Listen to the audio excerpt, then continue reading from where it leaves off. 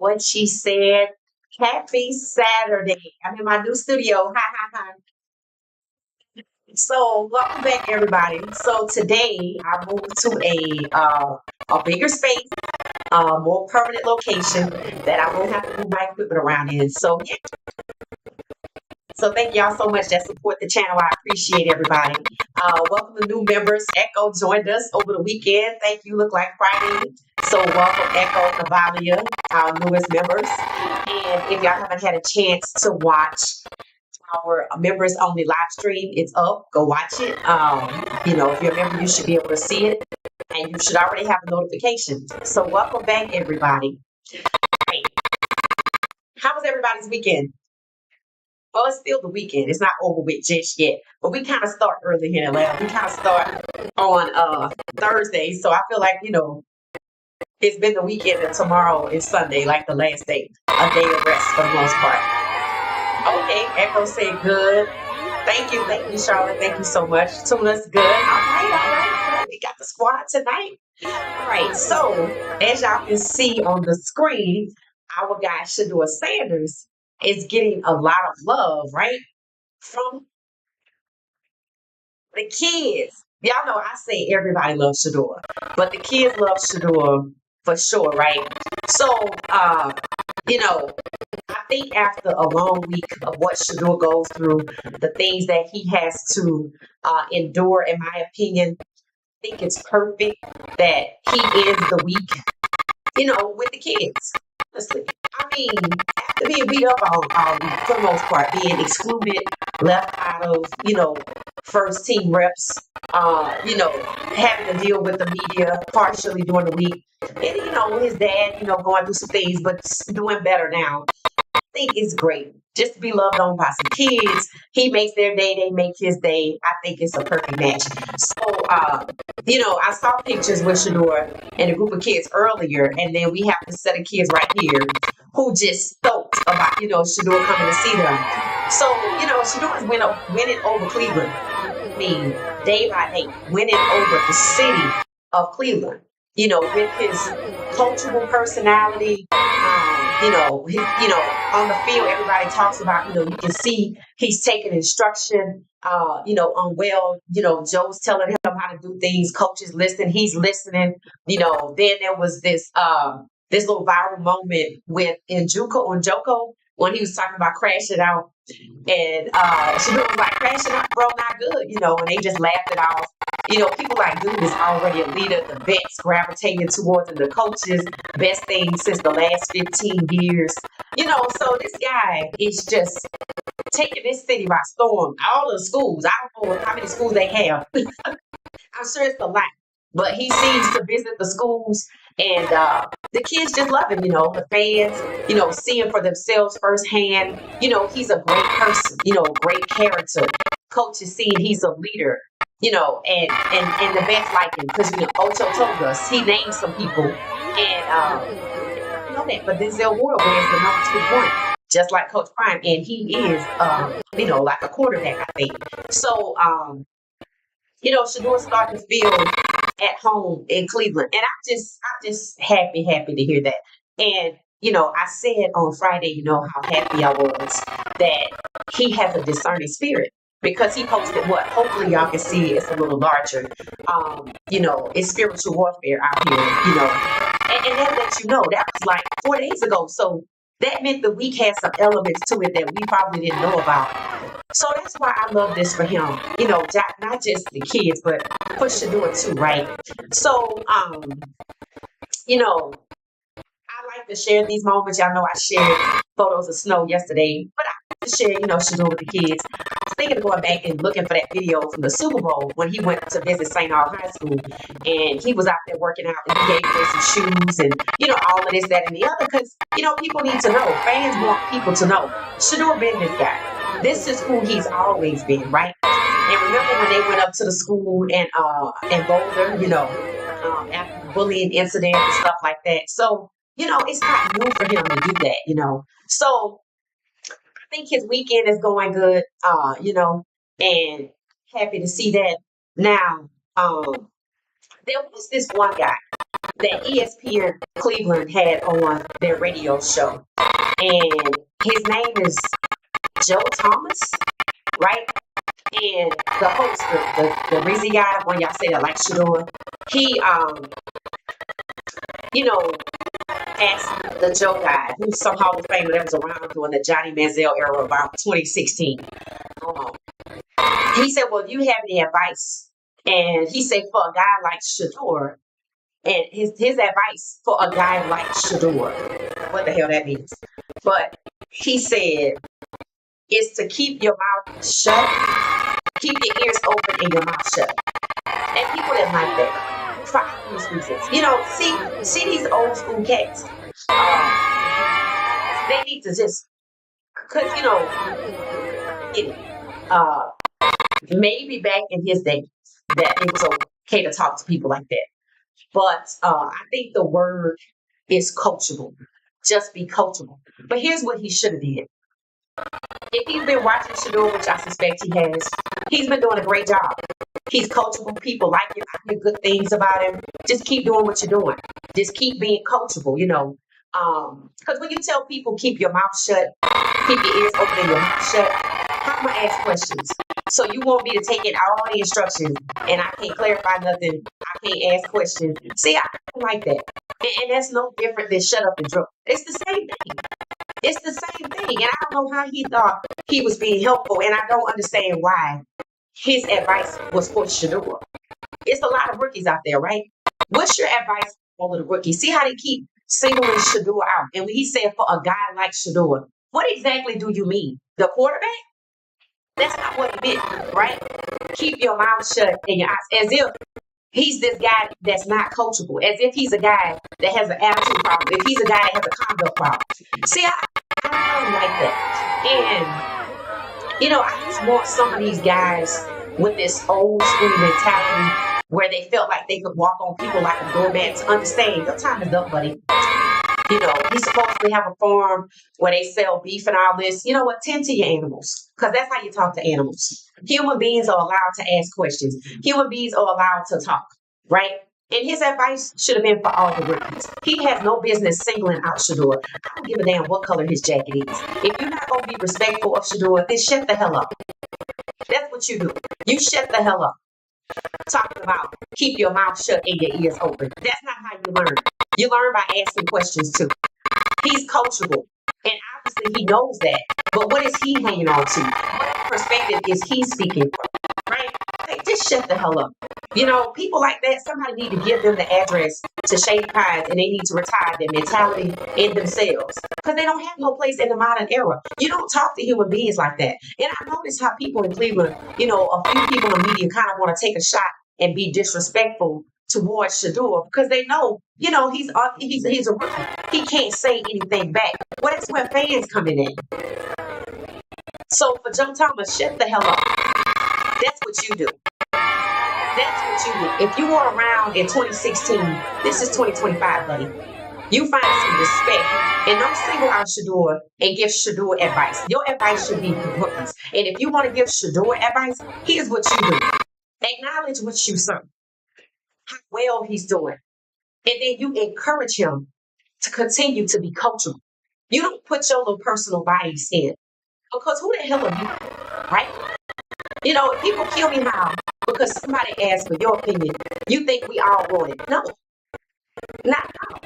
And some of these people with these platforms need to think about before they invite somebody onto a show. First of all, stop asking questions strictly about Shedeur if it's not about his performance on the field.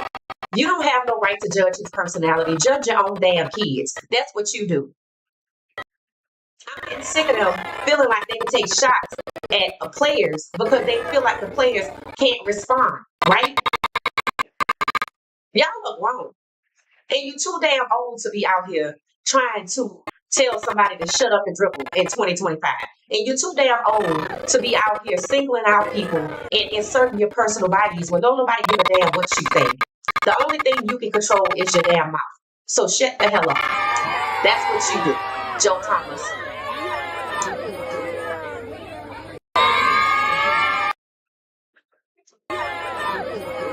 So, you know, my thing is, it's just, you know, it's just one of those one of those situations where you just want people to, you just kind of, want people to be respectful. You just want people to, be respectful. And that's what's missing. And I noticed that this came after what? This kind of, I wouldn't even call it an opinion, but, it's a slight, right? This type of insult hurled at Shedeur comes at a time when what? When he's already proven to be the best QB, right? So that's not the type of advice you give for somebody that came in after being pushed down to the fifth round and then what? Ascended to QB1 essentially. Whether you label it QB1, 2, 3, or 4, he's the best quarterback Cleveland had. Even coaches said it in the last 15 years. So that type of advice, in my opinion, is misguided and is coming from a place of bias, right? And just because you have a jacket from from your era of 2016, that give you the right to hurl insults at people, to try to belittle people, to put your bias and what you think about them and who they are on top of it. And you don't sing out people like that. So, I'm sick of people coming at this young man. He's just nice and kind, right? He's nice. He's good. He cares about the kids. He's focused. He's hella talented. The best QB they have. Keep your mouth shut and your ears open. Excuse me? So it's that type of thing that when I see photos like Shador going out with the kids, I see those types of things. And it warms my heart. Why? Because why? He going through a lot. Anybody that puts out that we're amidst spiritual warfare is going through a lot, right? So, I'm just glad to see him with the kids. I think that I'm happy he already has something like that in his day to day, something that he's already been doing. And that's something he can continue to do to kind of basically like fend off, all of this negativity, right? Joe was very condescending, Echo. Very, very condescending. So, it's just one of those things that I just really don't like, how, it's just the negativity. He's doing a really, really good job.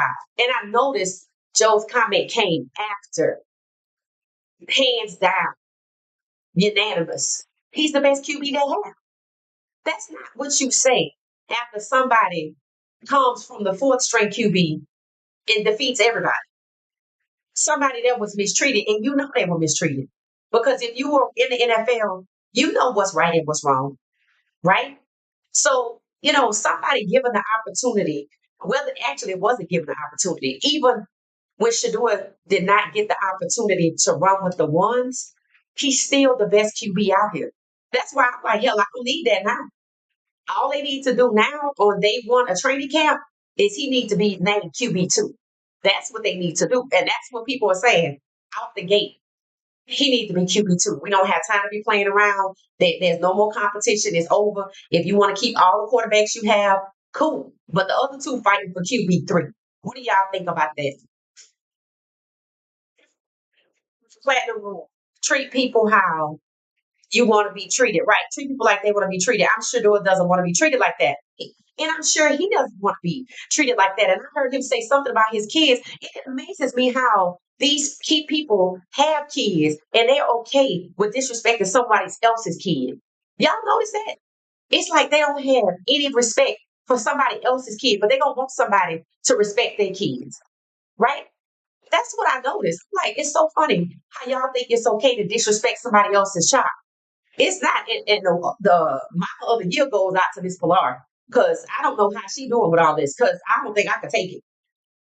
I think I could take it because I think I remember, certain people's moms they do, speak out. I think T Higgins' mom, she spoke out after I guess was it Cincinnati didn't give him his contract or put a tag on him instead of giving him a long term contract, and she went online and called them cheap and said, something about the organization.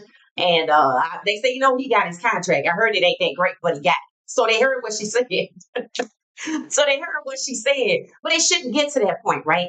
And I don't know if y'all know, there are 40 rookies that have not signed their rookie contracts. 40, 40. 40 rookies, 4-0. And most of them are in the second round. Travis Hunter is in the top 15. And then there's another first rounder that y'all know about, Shedeur Stewart in Cincinnati. And the rest, 40 rookies have not signed their contract. I wonder if that's a record. I wonder if that's a record. I don't know.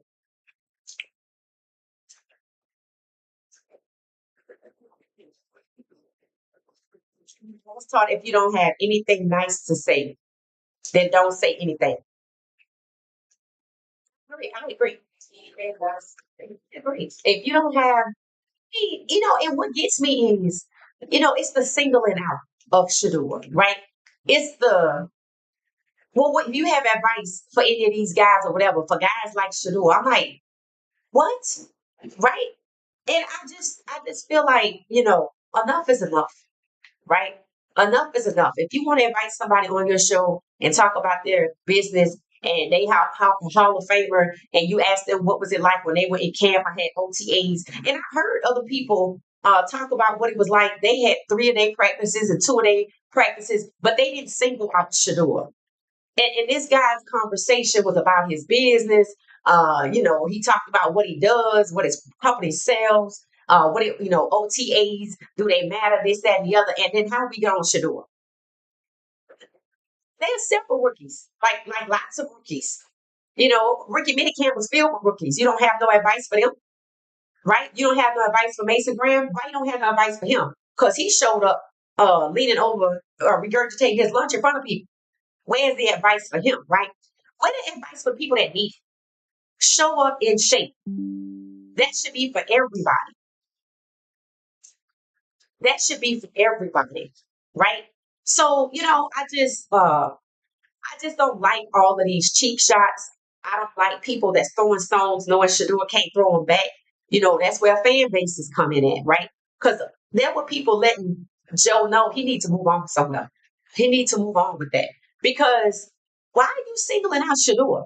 They claim that this kid is has a media circus around him, but then the media can't stop talking about it. Then they're using him for clicks. It's that kind of thing. And it seems to me that they're only doing it. Yes, they're capitalizing off of it, but at the same time, they're taking cheap shots and capitalizing off of him at the same time. But that should sound familiar. The draft, that's the same thing, right? But because he's now in everybody's eyes the best, keep your mouth shut and your ears open. He didn't get this damn far with his ears closed. So he don't need that from you. And if you don't have nothing nice to say, then move along, buddy.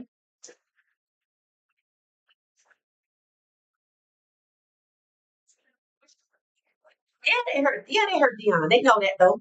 They know that. They know that. They sure know that. So, it's just sad that, uh he has to endure that type of whatever. But when somebody puts out a tweet like, it's spiritual warfare going on out here, they let you know. It's some things going on. So I just feel like, sharing the video with the kids or whatever, him having the opportunity to do that, I think it really helps balance him out. That's what I'm saying. I think it helps balance him out and, push past all the negativity because, it's not easy dealing with all of these attacks like that, right? Especially when you didn't do nothing. If you were a person that did something, it should tap your conscience, right? But if you're a person that's minding your business, you're good at what you do, and people just don't want to see you elevate, that's not easy to deal with, right? Because when it happens repeatedly over and over and over, eventually some people start to second guess themselves.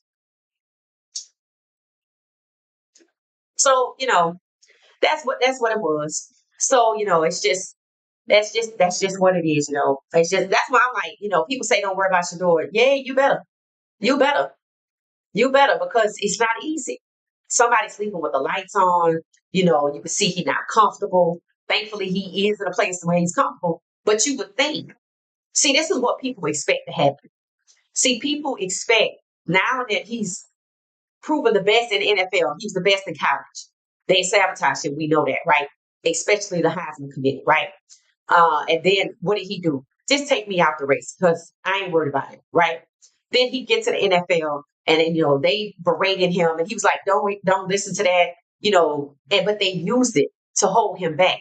See, I told you, when people when people use words against you, that's to attack you up here. Because they can't do nothing else but attack you up here or make you sad, make you depressed or whatever. Why do you think they do it? It's called bullying. And that's essentially people like Joe Thomas who's singling out Shedeur with this negativity about keep your mouth closed and your ears open. I'm like, man, get the hell out of here with that. That's what that is. And when they all do it collectively, it's just bullying. That's all it is. That's really what it is. And they trying to bully him because they can't hold him back like they really want to. If they pushed him down to 144, they don't expect him to be the best on the team because they don't think he's going to get the opportunity to show he's the best. And they think because he has a run with the ones that we still need to see that to determine whether or not he's the best. And we don't. Let me know if you need to see Shedeur run with the ones to determine if he's the best quarterback in Cleveland. Yes or no in the chat. Psychological warfare, right? That's exactly it. Capitalizing at Shedeur's expenses. That's right, Blue Moon. That's what it is. Shedeur genuinely cares about the kids. Yes, he does. They were upset when he came to Cleveland the first time, when he first got here and he was at the school. Why does he have to record everything? I'm like, what the hell century are y'all living in? That's what everybody did. They record the prank. You ain't asked about that. The hell? Psychological warfare. They didn't like the fact that he was too smart to be accepted, right? Because they were upset that he didn't come to Green Bay. And he already has money, right? Because it's hard to control people with money. They know they can just get the hell up and leave when they're ready. Charlotte said, absolutely not. Yep, he's still the best QB. So, here's the interesting part about that, right? They think because we didn't see him run with the ones that they could hide behind the excuse. Well, we're not going to let him be QB1 because he didn't run with the ones. He the best QB you got already. And that's working with the twos. And he make the fours and the threes look like twos and ones. See, that's the beauty of Shedeur's game. He makes his receivers look good. That's why all of his receivers are now associated with NFL teams. Coach Prime has 5 receivers in the NFL. Say Weaver plus the class from this year. And they can't stop talking about LeJohntay. Jimmy Horn Jr., oh, they love him, Lord. They love them some Jimmy Horn Jr. He gonna be on everything they have. Trying to get Jordan Brand to look that way. I'm like, you need to get him a shoe deal. I'm like, just take one of them shoes you already got, put his name on it, because they gonna sell. Hell, everybody in Florida that know about Jimmy Horn Jr. is gonna be wearing them damn shoes, and everywhere else. Cleveland owner is a weak man. Yep. Arthur Blank, Mark Cuban, Jerry Jones, Dana White, Danielle White would stand up for their guys. Yeah, because Mark Cuban's still standing up for what's his name? Luca? Yep. Mark Cuban's still standing up for Luca. No, I don't have. No, I don't. I have seen for myself for the past 4 years. Right. So if you already knew who Shedeur was, you don't need to see him run with the ones. If you didn't know anything about Shedeur and you watched from Ricky minicamp to mandatory camp, you don't need to see Shedeur run with the ones. You like they force you looking at them like, wow, and that's the beauty of his game. He develops his receivers, he make them look good. They just don't want to admit he's pro ready. They don't want to admit that because if I admit that he's pro ready, see, I got to put him out there, right? Or he gonna get out there. But the further I push him back, the harder it's gonna be. So they thought for him to be seen as the best. See, they really think because you're drafted late, you won't ever get an opportunity. It's like y'all do know injuries happen, right? And that's really how these guys get here. Like Jalen Hurts, that's how he got there. They put him in the back too. So, I think for these guys, I feel like they have like a fraternity amongst themselves. You see how they gravitate towards Shedeur. Like in Joku, they say he was one of the first ones, to welcome Shedeur when he got to Cleveland. It's some guys in Cleveland, they're not afraid to go up to Shedeur and talk to him or show them that they like him or whatever, because the culture in the building is what, oh, we don't want him here. So they want you to act like you in the third grade. And because your friend don't like Amy, then you not supposed to. That's how they want you to move. That's how they want you to move. Jimmy Horn, I'm ready right now. Yeah, I got that on video. I said I want to use that as the sound clip. Shador knew what time it was when he chose to follow his father to HBCUs. Facts. And see, they forget about that. See, they forget about that. But Shador dealt with this in high school because he went to a private school. But see, Coach Prime always knew that Shador had something special when it came to football. Because guess who played football? Guess who played quarterback first? Shiloh. And he was like, you get out of here. He was but he said it. Shador actually played whatever, some other position, and Shiloh was the one that was the quarterback. And then he switched him off as they got older and he could see. Jimmy needs to trademark his saying, yeah, because I can put that on the t-shirt right now. He showed could, Charlotte. It said, doing that is a declaration of war. Coach Canales wants Horn in the slot. Drove past the stadium today. Okay. And oh yeah, our stadium belongs to the Panthers, not the city. Oh, okay. So the Panthers stadium belonged to the team. Jacksonville, I think, belonged to the city. Okay. Shador put a lot of receivers in the NFL. Five, for sure. Five. And to me, I'm not saying McMillan is not good because I don't watch him play. But when we played them, I didn't really see it like that. I'm not being biased. The fact that all the CU's receivers are in the damn NFL, and what do we see? Will Shepard working out with Denver, and he might get the opportunity. And don't forget, Cleveland looking for a receiver. See if they had some respect for Shador, they would get Will Shepard. They don't have no respect because they don't want to admit that they wrong. There needs to be a documentary about exposing the Roonies in the NFL collusion and Shador handling all of it. Well, here's what I do know. I know everything is being recorded. And Coach Prime has a documentary in the works by Netflix. And no, they got draft nights. And I'm sure they got some other things. They might be the ones recorded by Coach Prime out by the gazebo. You know what I'm saying? I don't really know. So I know it's some things gonna get put on there. But I think a lot of people are actually like uncomfortable with calling out the NFL. I want you to pay attention to people in this podcast landscape on some of these shows. For instance, on the facility on Friday, that was the first time I heard anybody say they lied to us about Shador. And I don't recall if they said the NFL lied. They said the Saints lied, some other people lied, the Titans lied, Pittsburgh lied. I don't know if I ever heard them say the NFL lied to us about Shador, but they kept saying people lied to us about Shador. They lied to us about Shador. And you know what they were saying? They were like, why lie? Right? If he's good, why lie about him? And I was like, that's an interesting take coming from one of these platforms, these network shows, because they can't be normally talking like that. So I don't know where they was going with it. But people in the comments were like, Shady the only one that's been real about the whole thing from the beginning. And that's true. Like Chase would basically try to deflect or, say Shador's not good. Even Chase came around. It was like, you know what? They did lie. The Saints lied too. And I was like, now you know damn well you knew Dart was going to New York, but I ain't saying nothing. But that was the first time and the only time I heard anybody following this draft process besides us and other podcasters, meaning a network show, say that people lied about Shador. Now, the guy in Cleveland, obviously not a network show, he said, and he's that wasn't TV, that was just like a podcast.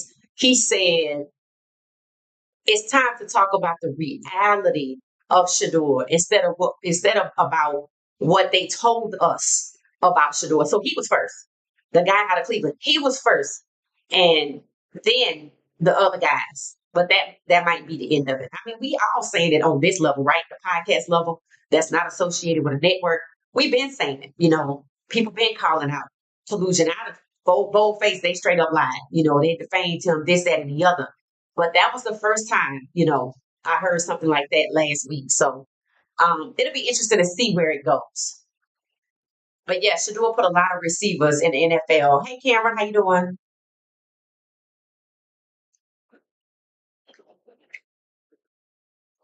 Shador left high school, a top QB talent, and chose to go to an HBCU. He got Travis to do the same. Yep, he sure did. Thank you for gracing moderators. Y'all holding it down. Thank you so much. Let's see. 35 of us. Okay. It say Shep, Zane, Tame, Travis, Jimmy, all in the league. Who was their QB? Right. And that's crazy, right?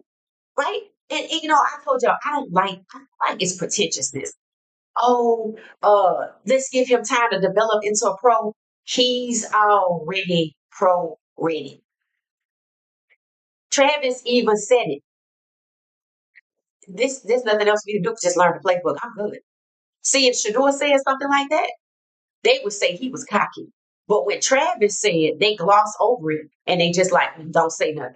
He like, no, this nothing new for me. He said, I'm just learning the playbook.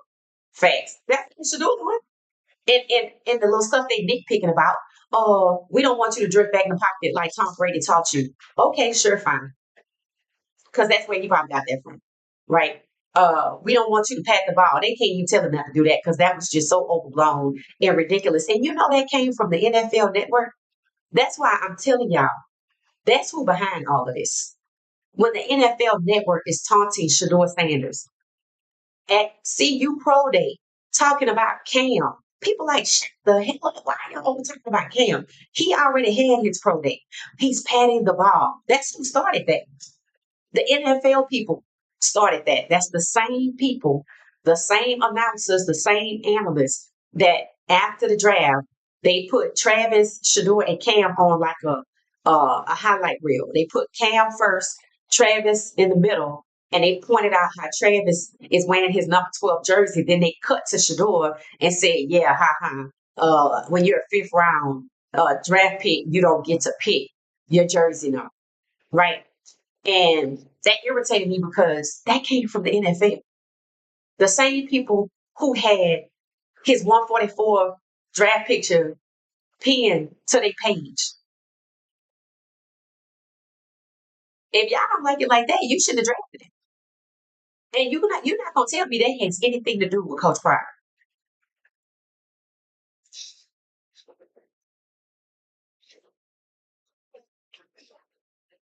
UGA tried to get him in as well. Shador must have visited damn every school. He got an offer from every school, every big program out there.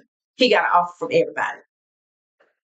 He could have went to Auburn. He had a full ride. Yeah, Shador could have went anywhere because I watched the overtime video of all his offers, then the schools he went to visit, and all of this, that, and the other. Yep. And y'all know the school he chose first is the school that Jonte went to. That's how they know each other. Remember, Coach Prime recruiting players from the hood when he coached football. Shador is comfortable around all socioeconomic people from all backgrounds, right? Because Junior is his best friend. Y'all remember Junior from the overtime series when they was in high school? He's relatable and down to earth. Yep. And he don't let people play in his face either. Shiloh said that Coach Prime's practices are more intense than NFL. Oh, I believe it. I saw Gibson over the trash can. They talked about how tough they ain't even practice. The strength and conditioning is these guys are tapping out. But Gibson did good. He had and he had to use a trash can. But he went back in that locker room and they were teasing him. He didn't care. He didn't care. He just was like, whatever. Because they talk about how difficult the strength and conditioning is. And I heard that Coach Prime's practices was so tough, he had to ease up. They shortened the practices. Um, so yeah, Shiloh was right. But they made some changes recently, I guess like at the end of last year. And I guess like at the beginning of this year. But I'm hoping everybody had a physical in Colorado because the way they tapping out with strength and conditioning, I don't want nobody to end up in the hospital. Hey Regina, how you doing?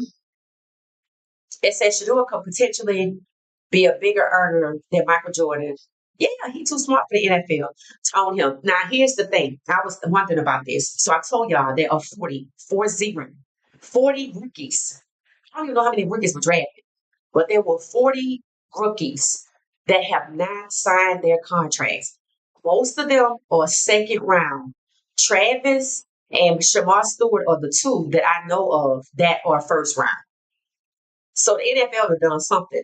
That's something that a lot of people caught that maybe a lot of people either didn't get or they didn't catch or. I don't know. But that's crazy. So, I was thinking, I said the NFL, I told y'all where it said like section 3 of the CBA was like, you can't have endorsements outside the club, the NFL. See, that's a problem. And I'm gonna tell you why that's a problem. I have endorsements coming from college. And sure, they might be a year, but think about it. Travis has Adidas, right? That wasn't for one year, and even if it was, he didn't get that until after he left CU. So why would that be a problem, right?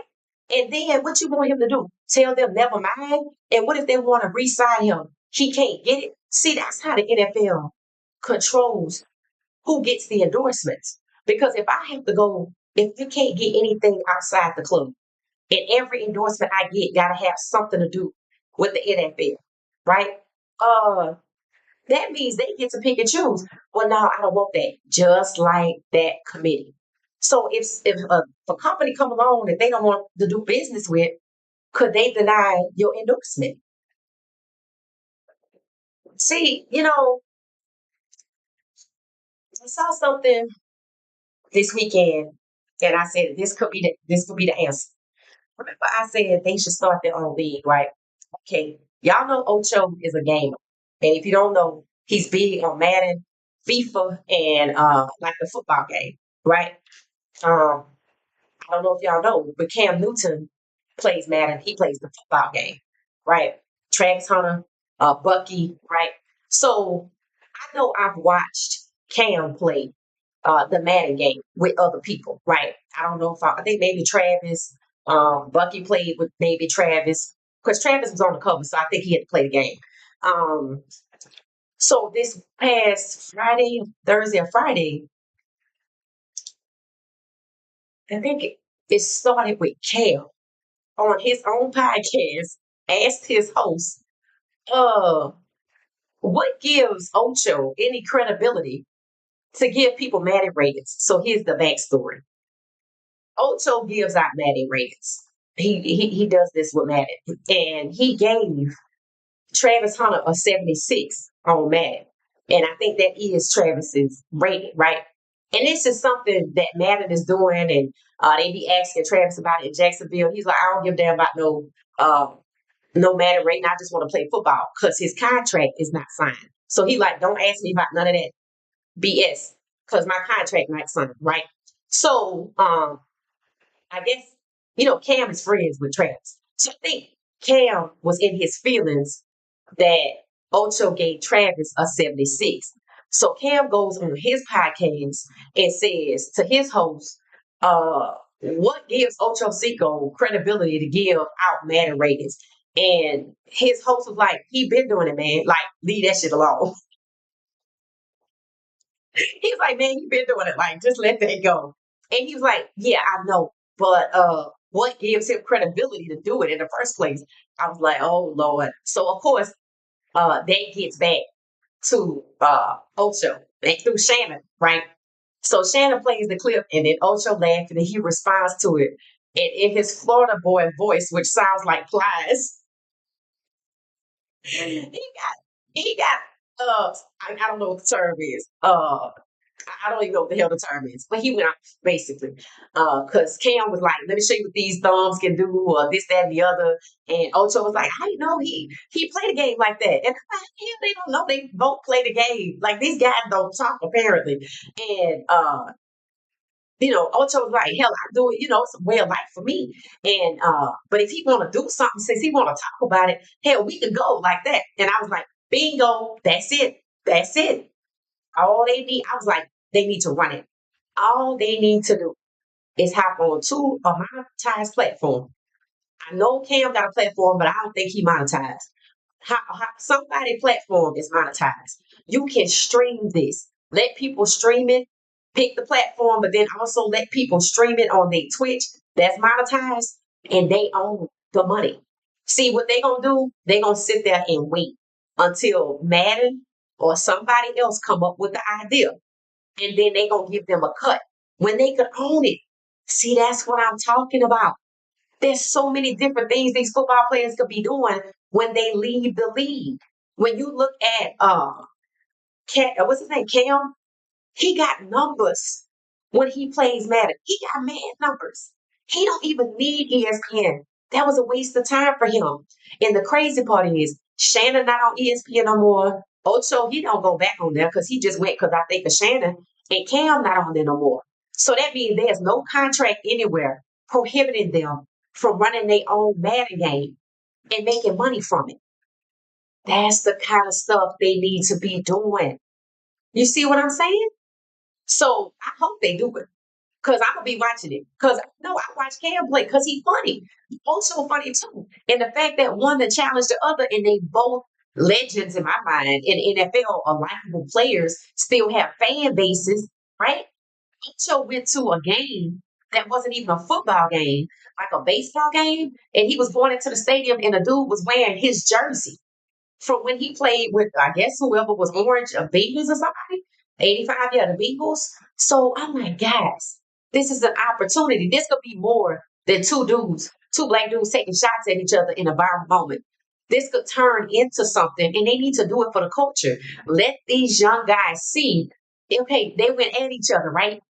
Playfully, hopefully, settling on the game, make some money from it, and then sponsors will show up because it's going to do numbers. Look at the numbers that Shannon has with Unc and Ocho, and look at the numbers that Cam has by himself. It's going to do numbers. So let me see what y'all saying about that.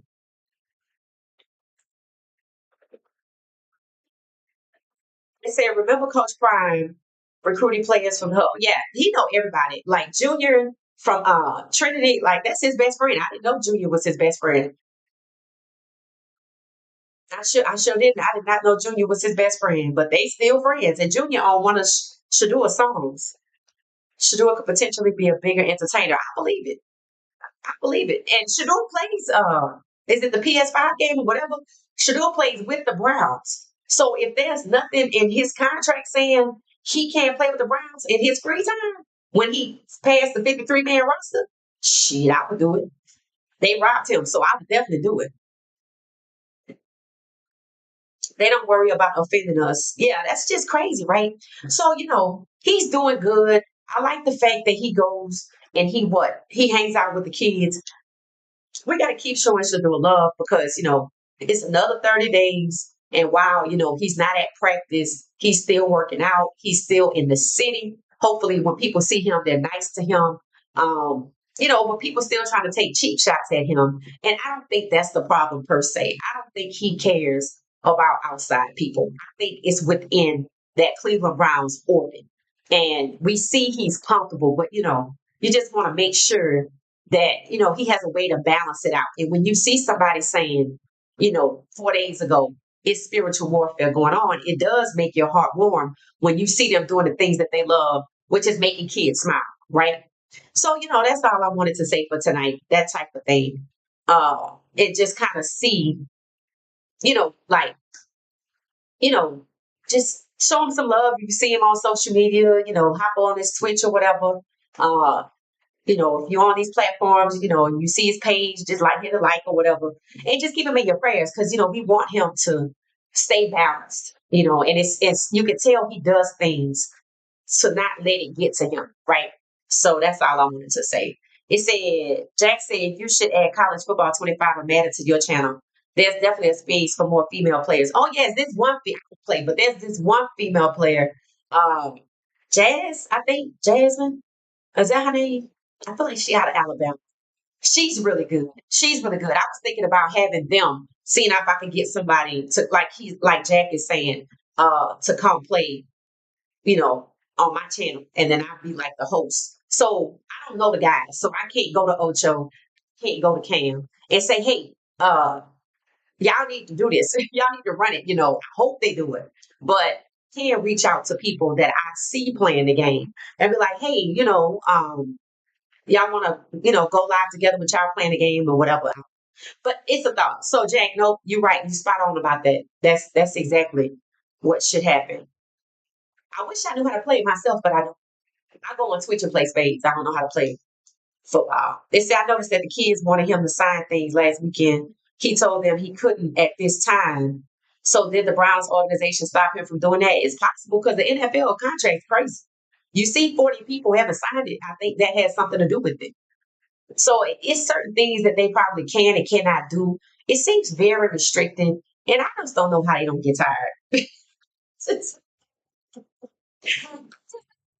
tired. But for 40 people to still have contracts that have not been signed. And y'all notice they will not tell y'all that Travis Hunter has not signed his contract because they want y'all to think everything is okay. Shamar Stewart is the only problem. 40, 4-0. If all them dudes just walk out, they're going to have to go find somebody else. Byron Allen, owner of the Weather Channel, said McDonald's settlement is $10 billion. What happened? Oh, he sued. He did, but did they settle? I only want talking about the 40 players who have not signed their contract. Yes, because they don't want nobody to know. I was like, okay, I knew it was fine. Then I found out Travis was one of the five. And then I found out that all they talking about is Shamor Stewart, which is the one guy. Now it's 40. I'm like, y'all see, that's what they do.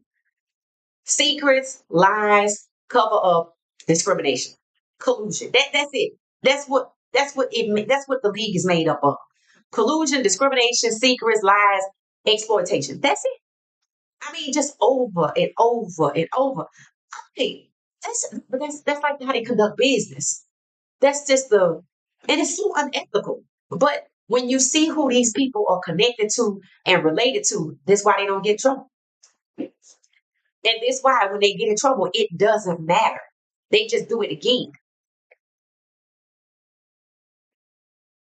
I just Googled it and only Travis came up. They are suppressing it. Yeah, it's 40 people, 40 rookies, most of them second rounders.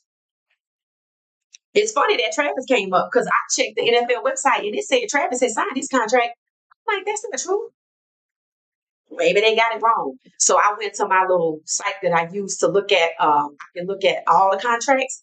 Travis's contract has not been entered into the database. Why? Because he hasn't signed it. They don't want people to know what they did with these contracts. And now there are people that signed them. And now they need to go back and ask. They need to look, compare with the other person. Bro, was this in your contract? So the question is, did certain people have something that other people didn't have? That's ethical. You can't be picking and choosing what to put in people's contract. If you say it's a standard non-negotiable contract, that means they thought they was going to be stupid and not read it. That's what that means. Just like when you download an app, you don't read the terms of agreement. That's how they treat their contracts. And it wouldn't surprise me if this might come down to you can't have no endorsements outside the league, or I can forfeit your future guarantees, or both of them. Because both of them are ridiculous, I think. And now we know why these guys don't have anything when they leave the league. Because they're not allowed to have anything. If Shedeur can't sign autographs or stuff for the kids, like what the hell is that? So I don't really know. It said, I think it would be just too much to sign autographs and take pictures in an unorganized situation like that. probably would have been a line of kids plus his signature is a dollar sign. Oh, I don't know. We're gonna find out though. It'll come up. It'll come up. I'm trying to think when he goes to those events at the high school. I don't think I saw him sign anything either. I don't know. You could be on something, K Hayes. You never know.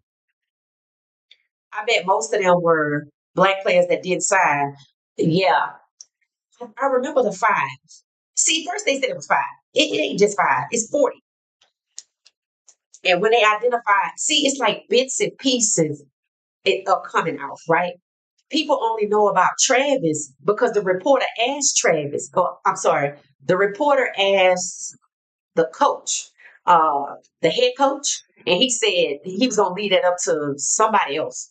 I guess that's the GM. And the look on his face when he stepped back and let Travis talk or whatever. And Travis was very short with his answers. And when he kept saying, I just want to play football. See, the thing is, Shamar Stewart didn't even go and practice. Travis did. And I don't know about the rest. So technically, Travis don't want to go back to work. He got to go back to work. This could be interesting. So whatever it is, for them to have 40 players, 40, with contracts not signed and the NFL is not budging, see, you got to sit back and take a good look at this. Are you sure you want to do this? Because it's 40 of y'all and they not budging. And honestly, it wouldn't surprise me if there's 40 of them that didn't even read the damn thing. Because how do you choose whose contract to put it in? How do you, is it about position? Shamar Stewart, I think, is a tight end. Travis is not. So no, they're your answer. They both in the first round. So I don't know. I think Shamar's, they said it was about the clause, and they said it was only the Bengals. See, now that's how you know that's a lie. Because if it's 40 people and Shamar Stewart the only one that's a Bengal, then it's not just Shamar Stewart and it's not just the Bengals. See, that's the kind of lies they tell. And they want to make it look like he's the problem when they could just talk about what's going on that 40 people have not signed their contracts, including Travis Hunter. See, when you put it like that, it's like, wait a minute, whoa. See, we don't know Shamar Stewart. We don't know him from a can of paint. So that's nothing. When it's somebody like Travis, you're like, wait a minute, why Travis ain't signed his contract? Why they not talking about it? Why they only saying it's this guy? Why they only saying it's Cincinnati when it's 40 people? They also base it off their character. They said I heard someone say that Stewart had an issue with the injury portion of the contract. Yeah. See, they say when they give out that 5 year, what's that called? That 5 year thing, the extension. Uh, they look to see if you injury prone. Um, Usually the people who like the top 10, 75% of the top 10 get the 5 year, but not everybody. And they say they look at things like are you injury prone and they start reeling it out to you and thinking about it in year three. And they got to do it before May 1st of year three. So, technically you have 4 years, right? But in year three, they know if you're going to get that 5 year extension or not. And they look at if you injury prone, your character, how you behave. So it's almost like a report card.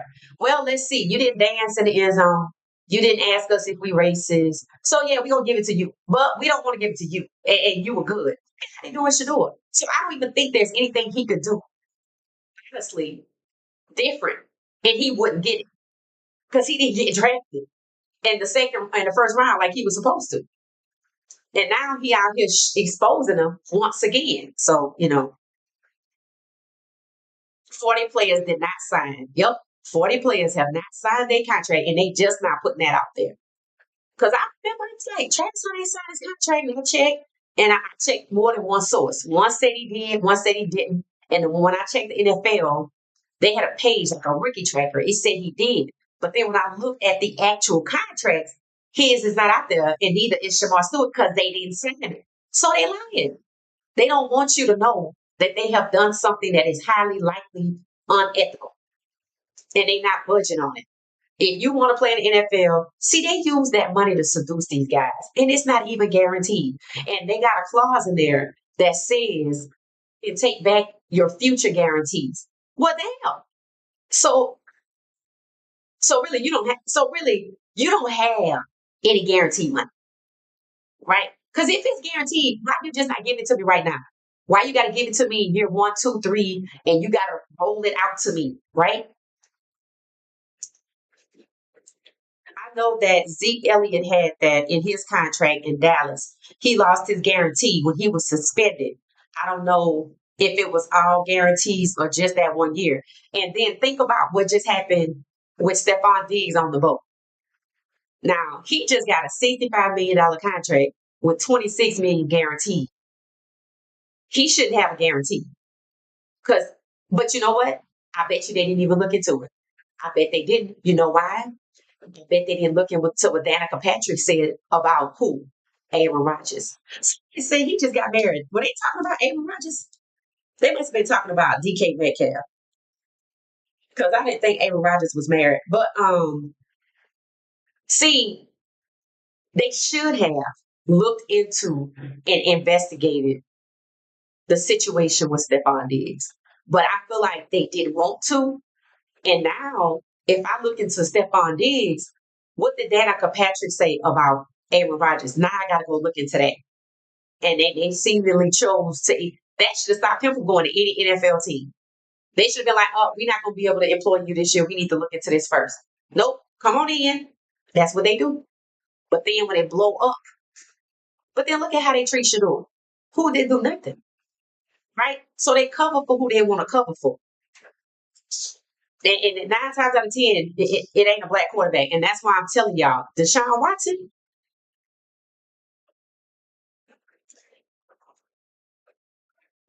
y'all know who the rapper Plies is. If you know who Plies is, let me know in the comments. If you saw his recent post about his trip to the spa. Hey, Kiel, how you doing? How you doing? Billionaire Allen, owner of the Weather Channel sued. It said the Weather Channel thrives on lawsuits. Oh, okay. He's beating corporate at their own game. Yeah, he's been suing people for a minute. Good evening, family. Hey, Kiel. The players in the NFL need to look at how the MLB and the NBA get paid. Yep. It says Shannon and Ocho talked about the Stewart situation. According to what they said, it was traditional to restrict a single year. Oh, y'all talking about the injury or something? Thinking outside the box, like you said, the gaming platform could be a segue involving sports, right? That's how you cultivate an audience, right? That's how you cultivate an audience. You start with Cam and yeah, they can play on Shannon podcast. But you you can stream on multiple people's platforms at the same time, right? So my point is start there, right? And then switch it up. Like, it don't have to be Cam playing all the time. It don't have to be Ocho playing all the time. Pass the baton to somebody else, right? Because here's what I'm seeing. Basketball podcasters, in my opinion, own the damn podcast space when it comes to basketball or football, right? And then we see Shannon Sharp. Then we see Kane. Now we see what? Asante Samuels. Then there's the wrong, right? But when you look at basketball, look how many of them it is. Dwayne Wade, all the smoke. Hell, it's two or three of them on there. Uh, who else is it? Carmelo Anthony, Jeff Teague, Paul George. Like all the basketball players, Dwayne, they all gonna get a podcast, and they all got numbers. Those are audiences. Think about Shannon Sharp and how he and Ocho went on tour last year, and they just canceled the tour for this year. And last year was sold out. Pick up a damn phone and camera and hit record. Like it makes me feel like the NFL wins with these games. Because if I finish in the NFL by the time I'm 26, right? If I'm 3 years in and out, which is the average, right? Oh, now you better pick up a damn phone and talk about your experience and go get some of your teammates and y'all sit up like the dudes on the raw room and analyze film and tape and talk about every damn thing that's happening. If it's working for them, why wouldn't it work for you? So it makes me feel like the time that they spend in the NFL brainwashes them of any ambition that they might have. And when they come from college, they are stars. But when they leave the league, most of them are not. And they that star power gets suppressed. Their brand is it doesn't exist.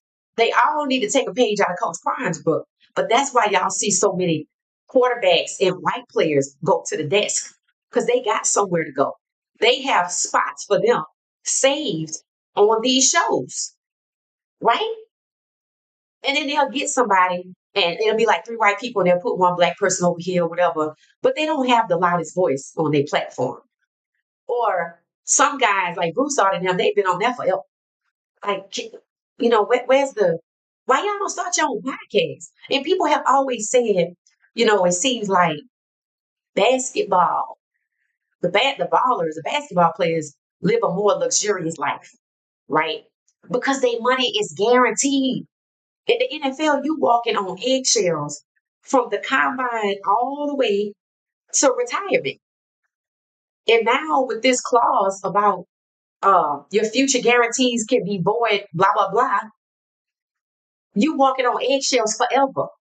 So what they're doing is instead of restricting you and being the no fun league, they're putting it in contract language. So you don't even go up there and do anything. Because anything could get your shit guaranteed if it's not specified. Like, why would you subject yourself to this when you could go out here and own your own power? So when I saw Ocho Cinco and Cam, I said, that's it right there. That's the opportunity. They need to run that. Do that for the culture. Do that for the guys coming behind you. Because see, these guys in college, they can now do it.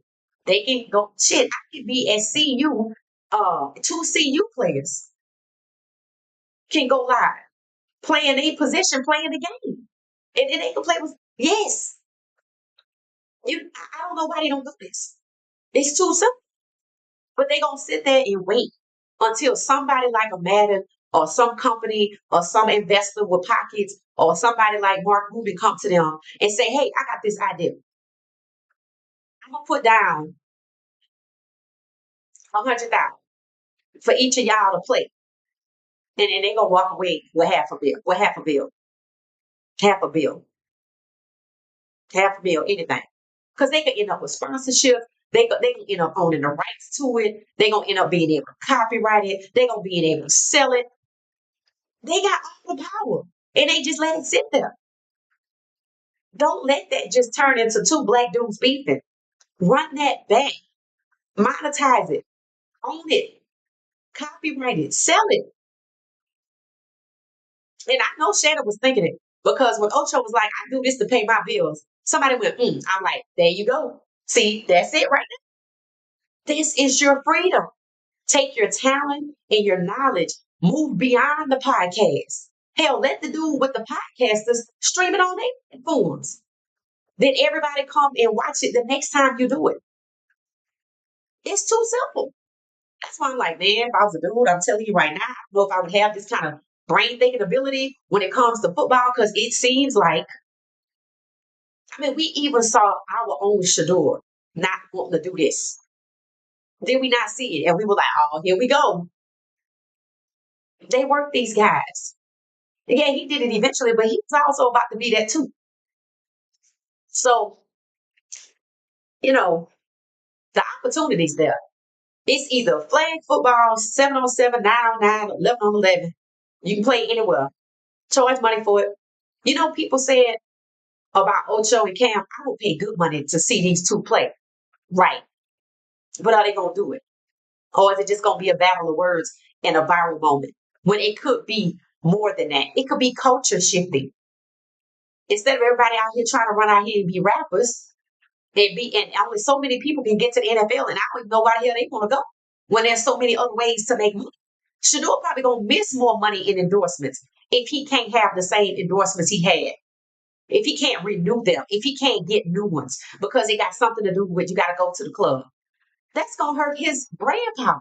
and it's going to be stifled until he leaves. Is the being in the NFL really worth that?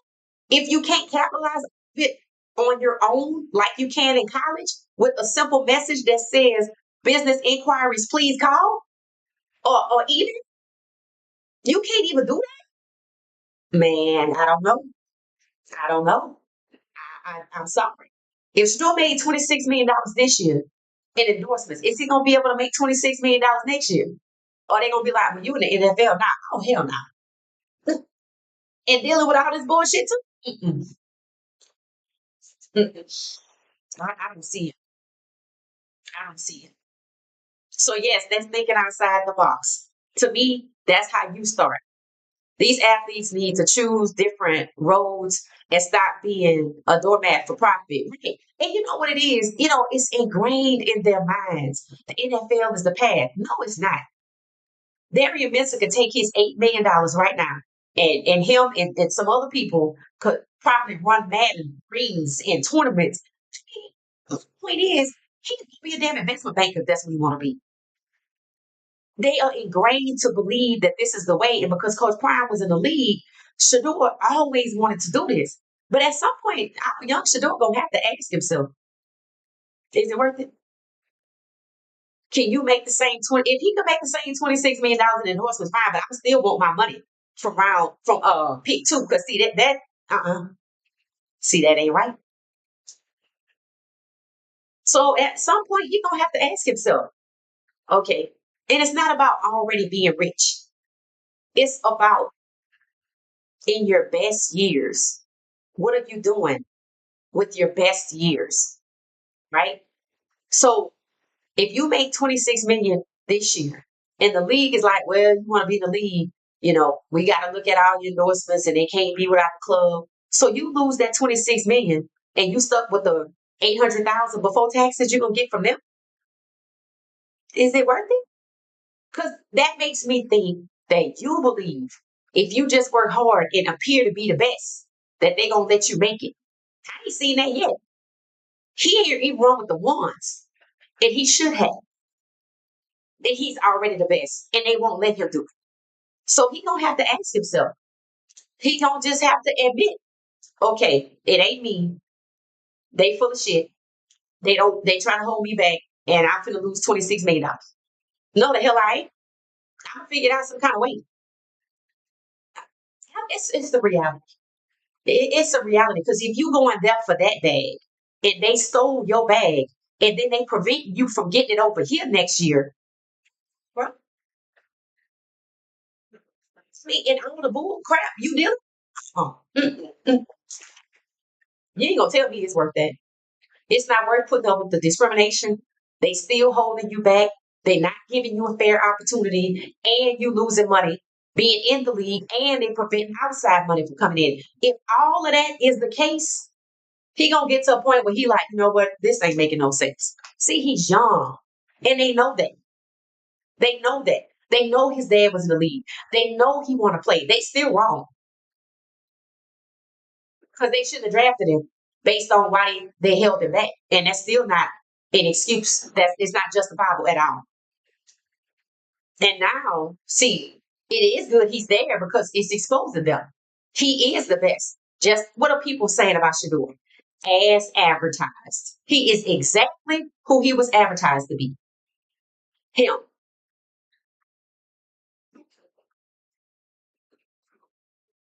I can't see how they trade Watson if he doesn't start the 2026 season. He's coming off of a full year with 131 million left to pay. Yup.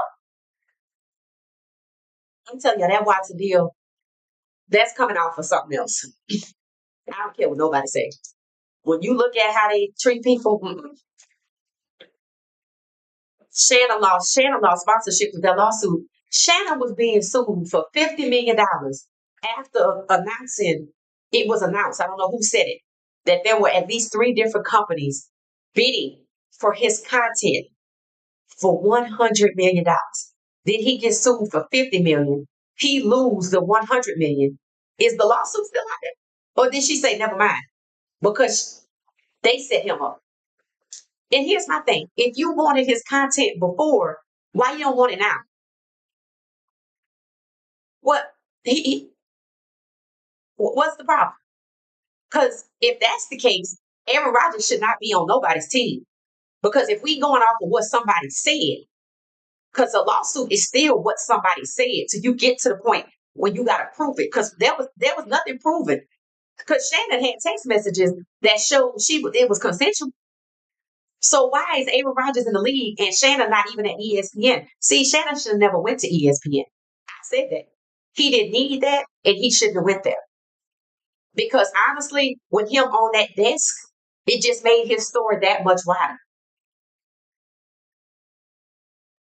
And I ain't saying he should set himself up like that, but he got played big time. But I say he from Glenville, Georgia. That's the landmine you should have known. You should have been taught from young. Now you know what happened up the street now. Because it didn't happen. When you from a small town in Georgia, come on now. Half the detention centers filled with black people. If not most of them. He showed in, he lost sponsorships. Shedeur is more likely to be traded than Watson. Now, I believe that because Watson ain't going nowhere. Hell, I don't think they're going to trade Trevor Lawrence. Somebody they trying to find somebody to take him. Who they set Jacksonville up with that. The star power is intentionally suppressed. Yes, that's crazy, bro. It ain't worth it. It's like bragging about getting the most degrees, but you gotta go to them to beg for a job, right? There are less players in the NBA and they play long. Facts and they money guaranteed too. Prior to Higgins' contract, the Bengals have been not doing the right thing. Yeah, it sounds like they still not with this Shamar Stewart situation. The Negro League solves all coincide its opening with the NFL strike. They don't know who they're messing with. Steve Harvey brought the rights to Family Feud and did well in South Africa. He did? I didn't know he brought the rights to Family Feud. That might be explaining why he's still on there. Trey Hendrickson outplayed Max Crosby and Miles Garrett. It's all researchable, especially if you don't keep up with different players. Okay, now let's talk about that. So Trey Hendrickson plays for the Bengals because I know Max Crosby plays. He a tight end, right? Is he a tight end, Max Crosby? He got a podcast. Now, see, the interesting thing about the Max Crosby situation is I think he's a tight end. And I told y'all, you pay attention to the O lineman and the tight end. When black quarterbacks start taking over the league, they're going to shift those positions as the key marketable positions because I don't think that the majority of the tight ends are black. I think they are white. And if you notice, they come out of Penn State. There's a pipeline. And you got to think about the schools that have a pipeline to the NFL. I want you to look at their coaches, right? So two schools just competed for the daddy, right? Ohio State and Notre Dame. Why Georgia had the most people to go to the NFL to get drafted? What the hell did they do? Not Oregon, Georgia. See, there's a high school in Texas. This is what they say. Even if you just on the team, you get a college scholarship. It's Allen High School, I think, in Allen, Texas, or whatever. That was one of the first schools to have like a $60 million stadium, like damn near 10 years ago. So now $62 million stadiums are the norm. But 10 years ago, Texas, they stood out, and everybody on that team got scholarships. You was just on the team. That's how Georgia is. That's how Alabama is, right? So that's why they're trying to suppress Coach Prime. They don't want him to be that pipeline to the NFL. And to me, all the NFL did was basically show people who was paying attention, oh, he don't have that with us, like Georgia, like Alabama. That's what they did. They stabbed him in the back because he has NFL coaches on his staff. So they stabbed him in the back. Like, just because they don't want Coach Prime, who's in the top 5 of most influential coaches, and he's number 4, by the way. They don't want him to be, even though he just got paid like Sarkeesian. got paid like Ryan Day or like what's his name, Kirby Smart, right? They don't want him to be like they are. So they can't stop Coach Prime from elevating, but they can mistreat him and show everybody. Yeah, he might be up there, but we still treating them special, treating him different. He not special. We can't stop Coach Prime from elevating, but we don't have to draft from his program. We that means we get to pick and choose who we want. So that means you might want to go somewhere else. Everybody can't go to Georgia. But if you go to Georgia, chances are you might get drafted and you probably not even the best.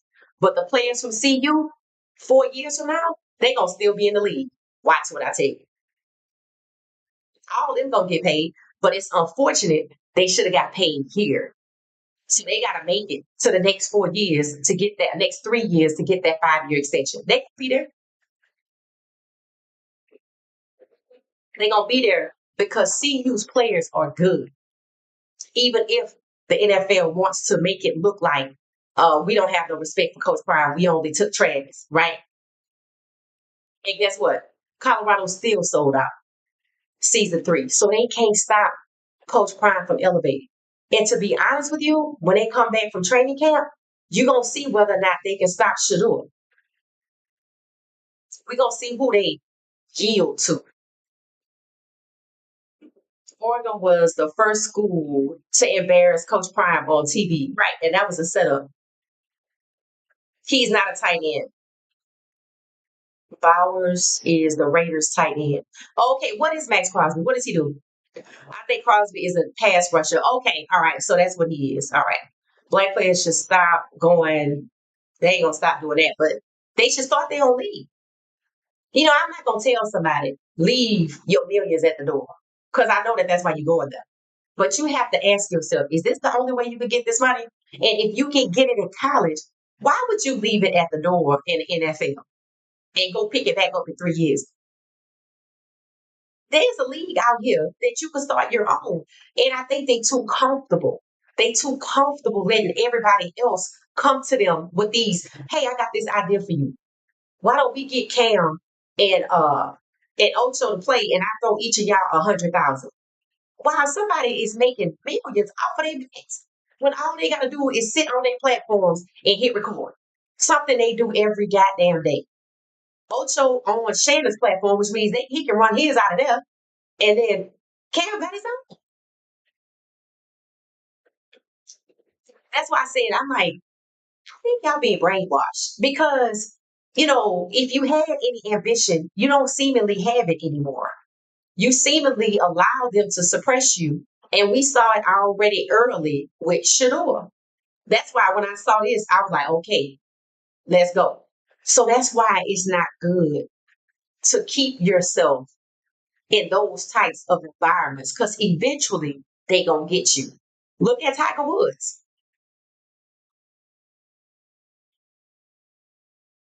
The NFL has shown their hand is unethical. Facts. All three of these guys I stated are defensive and pass rushers. Okay, two got a massive contract and one didn't. Same team that jerked Chase around and let Mixon go to Houston. Oh, Indianapolis? Wait, no, you say Mixon. Oh, okay, no, I'm thinking about Joe Milton. Okay. I think Crosby is a defensive pass rusher. Okay, so he not a tight end.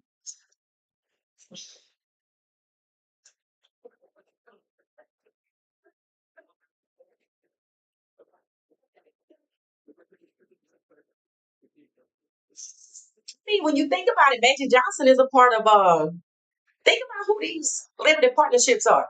They're black. Magic Johnson. Uh, who is it in Buffalo? They just got on there. Tracy McGrady and Vince Carter. Yeah. Then you have who you have in Cleveland. I think they do that. Miami. Venus and Serena Williams. I think they do that. But then I feel like Steph Curry tried to bid for the Carolina Panthers and they gave it to somebody else.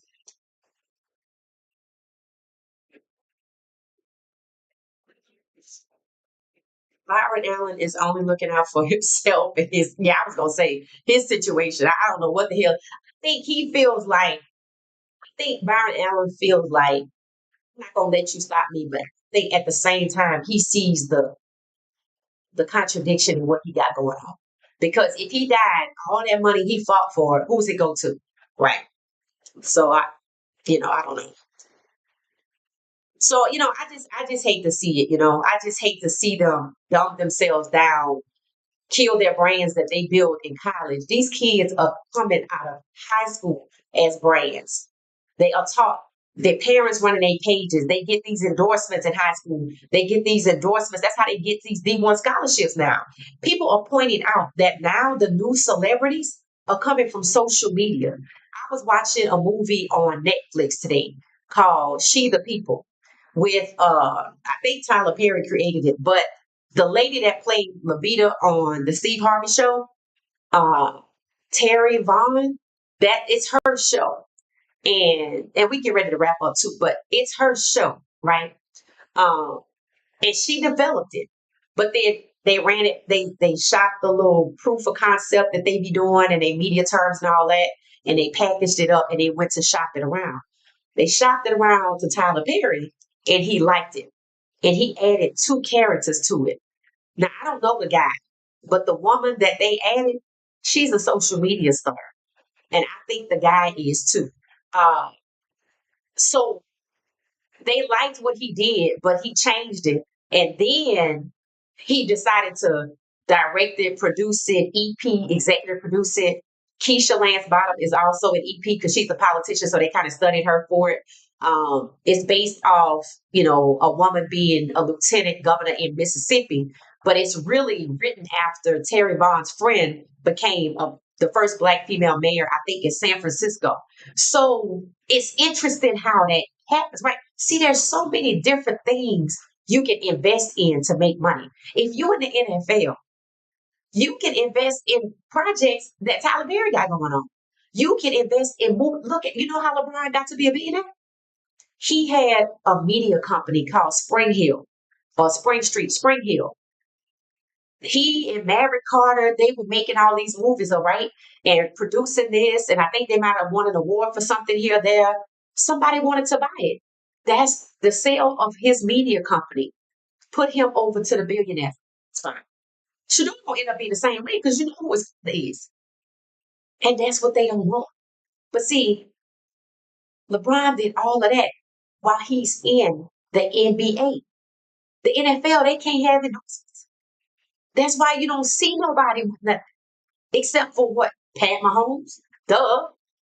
Also did win the Super Bowl and what? The most primetime games this season. Dallas, second most primetime games and haven't been Super Bowl since no when. Not that I can recall. I don't even know. I can't even just think back that far probably. So I don't even know. And then, you got Jalen Hurts out here. He in the Super Bowl twice. They win. They don't have the most primetime games. It's all fixed. It's all rigged for them to get the outcome and the people that they prefer to be the ones that look like the heroes. The other guys are just bodies. So I don't understand how it is LeBron can become a billionaire while still playing in the NBA because he has all these opportunities he can take advantage of. Movies, this, that, and the other. Shiloh has already been on TV. Is he not going to be able to do that in the NFL? Like, how much are you willing to give up? If you're giving up more than you're getting, it's got to be because their dad was in the league and that's just their dream. But at some point, I don't know. I don't tell people what to do, but you got the way. You got the way, the good and the bad, because you know. But Shiloh's still getting it on the weekend. On the weekend, and I know he probably did it because he probably like, I'm fourth on the depth chart. I might not make it, and that's true. That's very true. The question is, you think they're gonna look at him and go, well, he's still recording, so just let him go do that. We shall see. But he is good. But why you can't have a life? Why you can't be like LeBron and have your own media company and the money that you make, you invest in your future yourself your family, your friends, your wife, or whatever. I don't get it. I mean, I think I do though. I think I do.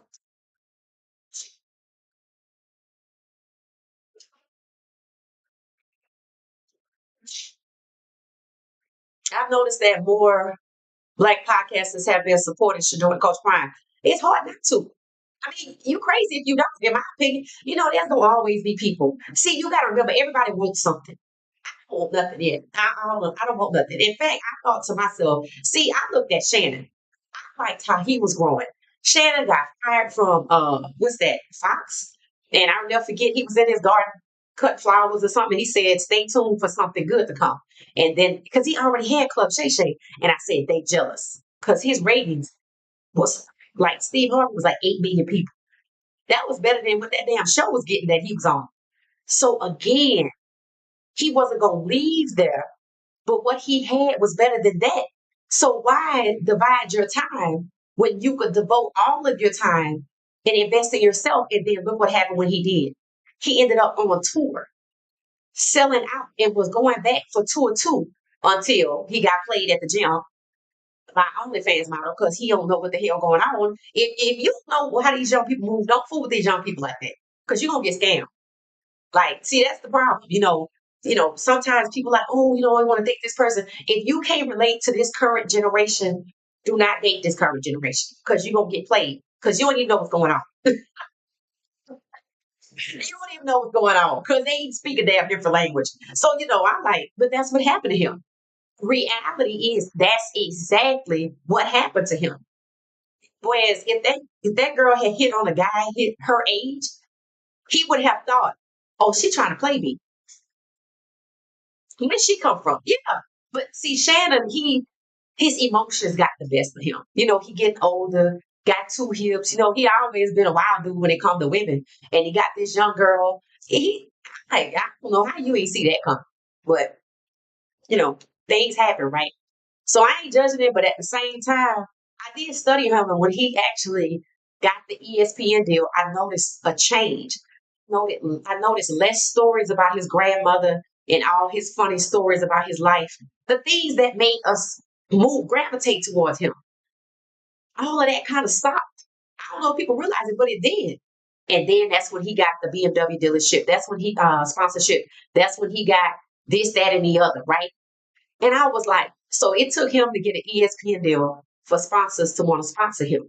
Now, if he didn't have all of that and he wasn't on ESPN when that happened, it wouldn't have went that way. It wouldn't have went that way. For one, we probably would have never known that three people were buying for his content for $100 million. It was still being in culture thing. See, the culture put Shannon on the map. He didn't need nothing else. But then when he got to something else, he also got set up. So maybe if he didn't have none of that, he wouldn't have been a target. You just explained why 40 rookies have not yet signed their contracts. That could be it, D. That could be it. That could be it. That's because LeBron is Illuminati. Okay. I think LeBron has surrounded himself with some damn savvy businessmen. Maverick Carter and what's the other one name that dates Adele? I forgot his name. Clutch Sports. I don't know his real name. Um, Shannon can't blame nobody but himself. I'm gonna agree with that. I'm gonna agree with that. He played fire and got burned. They are not motivated to start a league. I don't think so either. Hope hope at least Cam and Ocho are motivated to uh run it on the game. I hope so. I still watch Shannon. What do you say? But I still listen to R. Kelly too. Okay, Cameron. Okay. Listen to Shannon. He listened to Shannon. Honestly, it's just a lesson. And you seen it for a reason because maybe it's gonna save you or somebody you know from going down that path. Rich Paul, that's his name.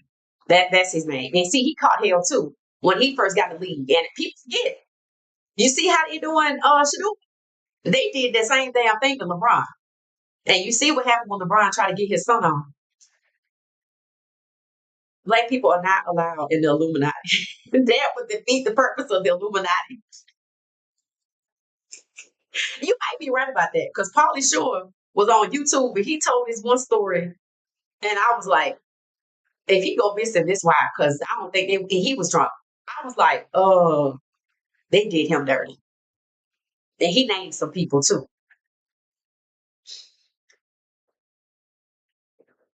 12 played. You crazy?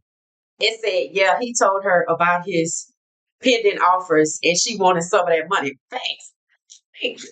Somebody worth $14 million for 50 because she knew he had 100 coming. See, that's why you don't do that. Yeah, he played himself. He thought he was talking to a friend. When she told him 25,000 per cheek, I'm like, bro, she is you paying for it. I'm like, she letting you know this is transactional. I'm like, bro, that's crazy. That would have been the last time I talked to her. That would have been crazy. What she said supposed to happen. Hey, Michael, how you doing? We just up here talking. I believe I can fly. Okay, you're gonna have to stop. Y'all with the R. Kelly, nah, I ain't say nothing but no, no. For true story. So I used to go to Cascade because I skate, right? Then on, I think it was a Saturday night where they have like sip and skate, which I don't know how anybody pairs skating and alcohol. Uh, do that, but they have sip and skate, right? So it's like 11:30 at night to like 3 in the morning, right? And they would have these different DJs, right? And a lot of people who really, really skate, they skate when their favorite DJs are good. Like you can't be up there messing up the music, right? That's just a cardinal sin. People get off the floor and then they leave. So this one DJ they had. Every time I was out, I'm like, why does dude keep playing R. Kelly? I just stand there in the middle of the floor until he stops. I just left. Like, why does he keep playing R. Kelly like that? It was really unnerving me. It was making me mad because I'm like, you know what? Like, this don't make no sense for somebody to like push this on other people. So, that's my story about the R. Kelly. So I ain't on that. LeBron sat down with Greenspan and Warren Buffett, organized that school, started a media company and sports agency. He kind of did what Jay-Z did when you think about it. And that's where Lil Wayne is trying to go. But he a different person, so I don't know if that's gonna work out for him. But Travis did make him some money. So that's what worship too. Welcome, how you doing? What you say? STW. Um, so that's what they did. Is that what STWTD meant? That's what they did. It said he did that instead of being in trouble, making it rain at Magic City and paying back fines to the same league that pays you. I agree. You did it right. Then I can understand, and let's talk about this because I'm starting to hear this more and more. Do y'all believe, like I believe, that Shedeur Sanders has the ability, if the NFL get the hell out the way, to be the LeBron James of football? Yes or no? Oh, and somebody said it this way. And I'm not asking this question. Let me see what y'all say first. Does LeBron James have? I wish I could have asked the poll. If LeBron James, if y'all think Shedeur Sanders has the ability, if the NFL get the hell out the way and stop playing around, for Shedeur Sanders to become the LeBron James of the NFL. Val said yes. Anthony said yes. So that's what they doing. Oh, okay. Charlotte made me do it. Because that was the game we played the other day. Here it is right here. So that's what they doing. So that's what we doing. The other one we have is make it make sense. Surprised I didn't use that on one of my videos. Make it make sense. It said Travis ain't gonna have nothing. TZ, we not getting Travis like. Hopefully she helping grow the money.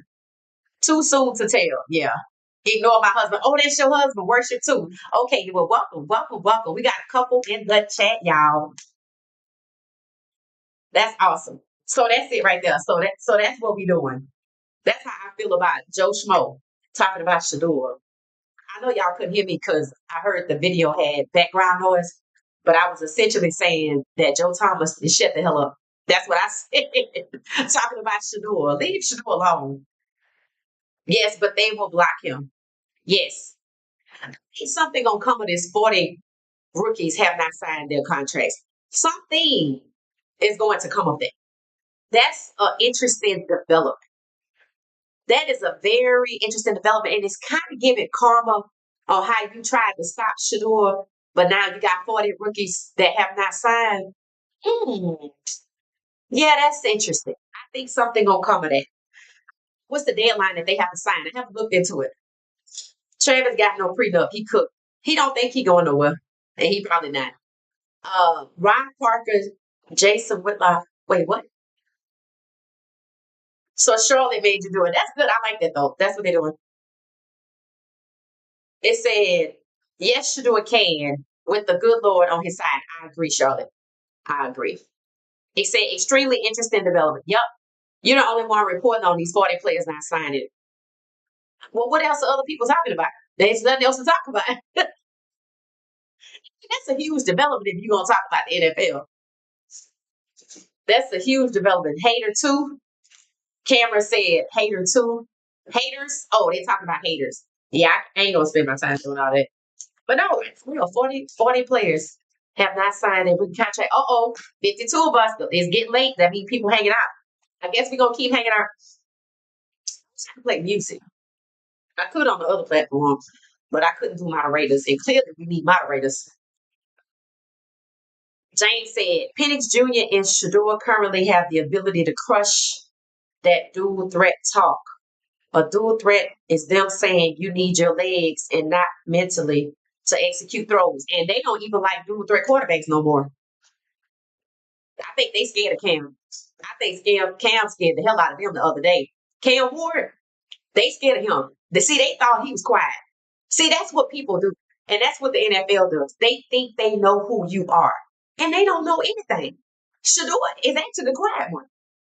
He's actually the quiet one. Cam is the trash talker. We know that, right? But they didn't know that. And the information was there for them. They wanted to hold Shedeur back so bad they just made up stuff about him. But now Cam got that scared in Tennessee because he told, and his backup quarterback is black. So they got 2 black quarterbacks in Tennessee. I said I needed to look at their depth chart. When Cam was working out, there was a black quarterback wearing possibly the number 2 or the number 4, mimicking his steps. And I saw Melanin.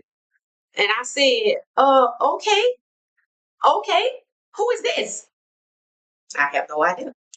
Let me see if I can find a Tennessee depth chart pretty fast. But Cam scared them when he told them, yeah, I like coming out here and showing them they can't with me.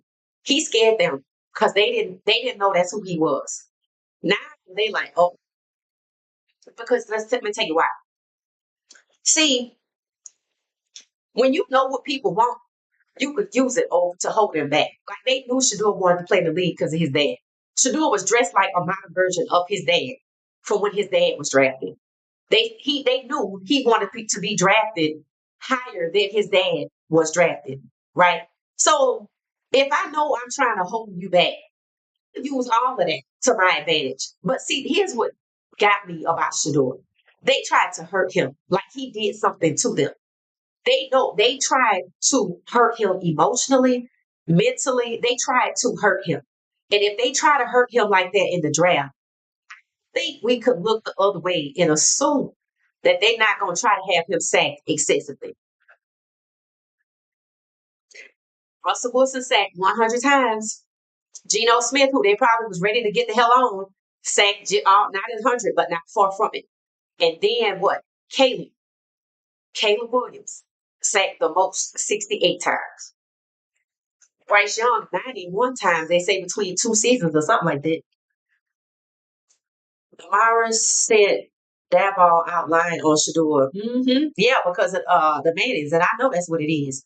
I know Cam's showing his true colors. He sure is. But you know what? I'm glad he did because they were trying to play in his face. See, sometimes you got to pop out and show him. And that's what he did. He was like, oh, y'all think y'all can play with me. Oh, okay. Yeah, I'm first on your depth chart, but you telling the media why I'm standing here. Yeah, we don't know if he will be the starter. That's why he said what he said.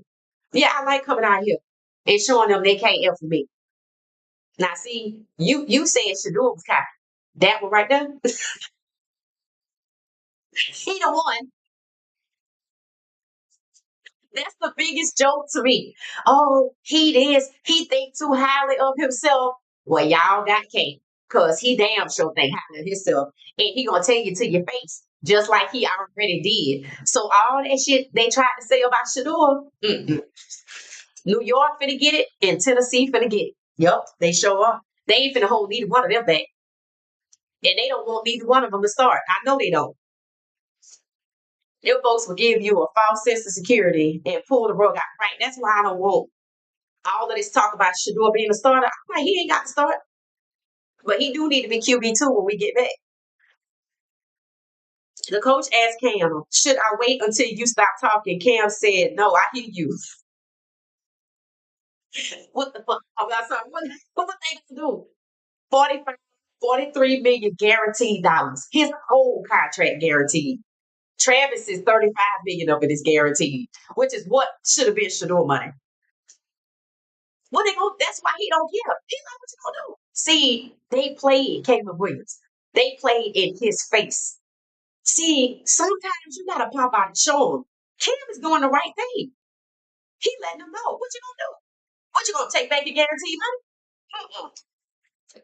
So believe me, they try to figure out something to hold him back, but it ain't gonna work. He's too good. And if the guy behind him is like, okay, you see they got somebody out there other than Will Levis, because it's crazy. That makes no sense. And honestly, that just fuels Cam Ford's fire. That just fuels his fire. And he'll tell them to he don't care. See, they thought Shedeur was that guy. See, they thought Shedeur was that type of person. Because there's a lot of us that was side eyeing Cam like, is he all right? And now they get their karma back through Russell Wilson in New York, through Cam in Tennessee, and Travis ain't signed his contract in Jacksonville. And all of them are Shedeur's guys. Yeah. I'm not saying they doing it on purpose, but that's karma. Because see, they thought Travis was a certain type of person. They thought Cam was a certain type of person. And I don't know why the hell they think they can run over Russell Wilson because they can't play with him. He'll tell you to your face. Oh, they can't rip me. So while they over here, all focused on Shedeur, they turn it around and realizing, oh shit, Russ gonna start in New York because Jackson Dart's trash. Uh-oh. Because they weren't planning to get Russ. They wanted Aaron Rodgers. But see, there was a faction of people that wanted to push Aaron Rodgers on Mike Tomlin. So that opened the door for Russ.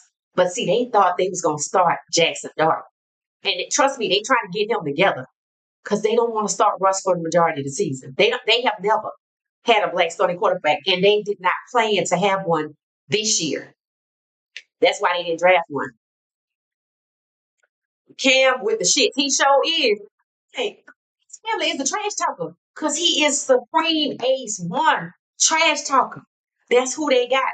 They thought he was quiet. See, they dismissed him. They barely talked about Cam in the draft. So they don't even know his personality. They never bothered to get to know his personality. Why? Because Tennessee didn't even want to keep that pick. They just not finding out who the hell he is. They finding out what we already knew. He a trash talker. And he don't give a damn. He'll tell you to your face.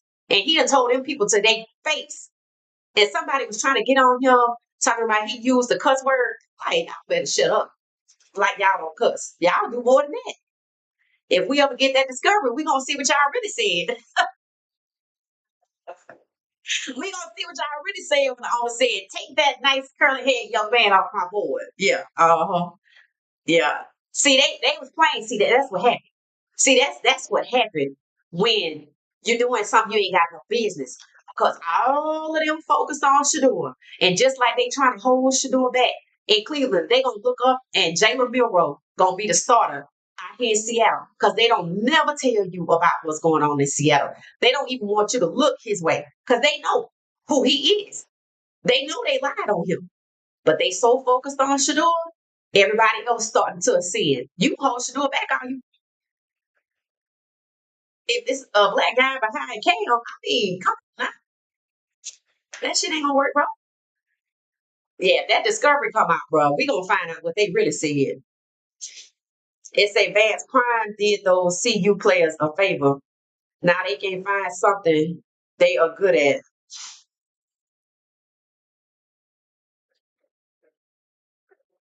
So yeah, it's interesting. It's interesting. It say all the shenanigans gonna backfire. Yup, Tina.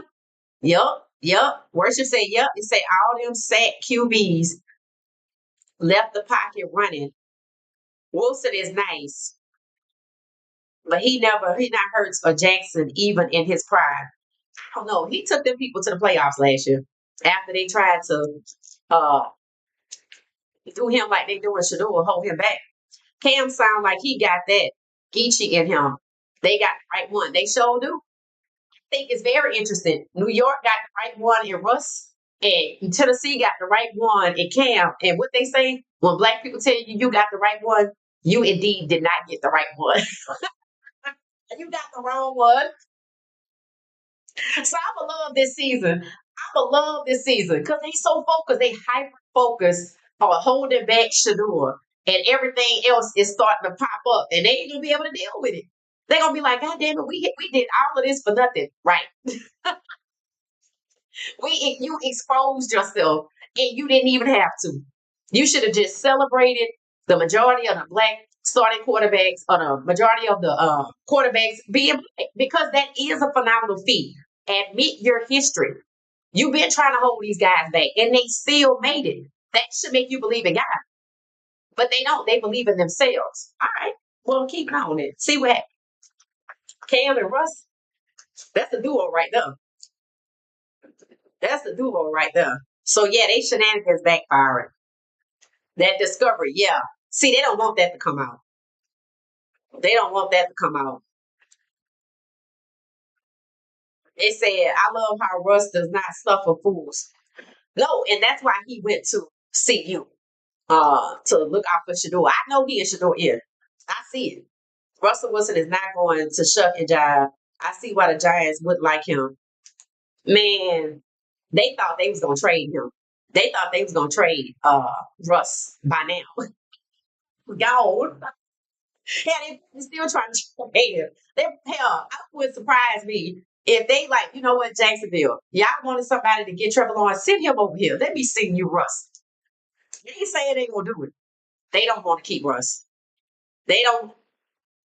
Just like the league is trying to hold back Shador, they already tried it with Russ and it didn't work. They sacked that man 100 times in Denver, sent him to Pittsburgh as a QB2, just like they wanted to do Shador. He ascended to QB1 and took them people to the playoffs. So that should let you know that winning is not the priority. Because with DK Metcalf there, they was getting ready to run it back.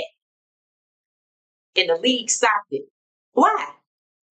You don't want Mike Tomlin to go to the Super Bowl. You don't want him to run it back. You don't want Russ to win, or all of the above. That's how you know that owners of the teams, this is just about the prestige of being able to do so. And I could do what I want to do. And nobody, who gonna stop me, boo? That's the hey, who gonna stop me, boo? Well, in the draft, 47 did. And now I don't think they're gonna have to be stopped because the mission will still be fulfilled. They crazy. If you had to cheat Milrow at Alabama and you had to ignore him in the draft, and you know he's a Michael Vick, Lamar Jackson comp that runs a 4.37, Sam Darnold ain't Superman. He gonna get hurt. It happens. And if he does, guess who's gonna be right there? Then they're gonna try to put Drew Lock in there, and he gonna stick up the place because he already third on their depth chart behind Milrow. And then guess what's gonna happen? The fans gonna get mad just like Atlanta did. And then Michael Penix Jr. finally got the start, and so will Milrow. Which means instead of 17 being Shador, it's gonna be Milrow. And that's fine. So you ain't stopping nothing. Mark my words.